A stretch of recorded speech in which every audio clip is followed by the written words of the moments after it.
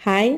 Lunch பாக்ஸுக்கு, வீக்கெண்டுக்கு, பெரியவங்களுக்கு, சின்னவங்களுக்கு ஸ்பெஷலாக இருக்கணும், ஈஸியாக இருக்கணும், சீக்கிரம் சமையல் முடியணும், இது மாதிரி எல்லா ரீசனுக்கும் ஒரே சூப்பரான ரெசிபி என்ன அப்படின்னா பன்னீர் பிரியாணி.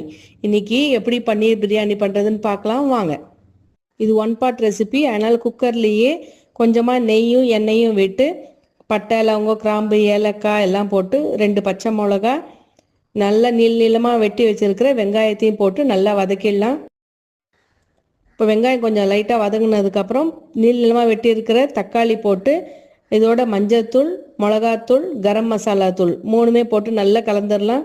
ஸ்டவ் சிம்மிலே வச்சுருக்கேன், இல்லைனா கரிஞ்சு போயிடும். இதோட இஞ்சி பூண்டு 2 நல்லா தட்டி இதோட சேர்த்துட்றேன். இந்த மசாலாவோடய நான் ஒரு கரண்டி தயிர் சேர்க்குறேன். கெட்டி தயிர் சேர்க்கும் போது இதோடைய டேஸ்ட் கொஞ்சம் நல்லாயிருக்கும். நல்லா மசாலாலாம் கலந்து விட்டுறலாம். நான் இதில் காய்கறி எதுவும் சேர்க்கலை, பன்னீர் சேர்க்கறதுனால உங்களுக்கு காய்கறி வேணும்னா அதையும் சேர்த்துக்கலாம். இப்போ க்யூபாக கட் பண்ணி வச்சுருக்க பன்னீர் இதோடு சேர்த்துட்றேன். இந்த ரைஸை 2 மெத்தடில் செய்யலாம். ஒன்று சாதத்தோடய வேக வச்சு பண்ணலாம். இன்னொரு மெத்தட் என்னென்னா சாதம் முடிஞ்சதுக்கு அப்புறமா பன்னீரை ஃப்ரை பண்ணி அது மேலே போட்டுடலாம். இப்போ இந்த மசாலாலாம் நல்லா பன்னீரில் கோட் ஆகிற மாதிரி நல்லா கலந்துடலாம். நல்லா ஒரு கைப்பிடி புதினா, கொத்தமல்லி இதை சேர்த்துட்றேன். புதினா சேர்க்கும் போது இதோடைய டேஸ்ட்டே ரொம்ப நல்லாயிருக்கும். இதுக்கு நான் பாஸ்மதி ரைஸ் சேர்க்கலை, நார்மல் பச்சரிசி தான் ஒரு 10 நிமிஷம் ஊற வச்சுருக்கேன். இப்போ இதை அதோட கலந்து நல்லா அந்த உப்பு காரெல்லாம் நல்லா கலர்ற மாதிரி கிளறி விட்டுட்டோன்னா சரியாக இருக்கும்.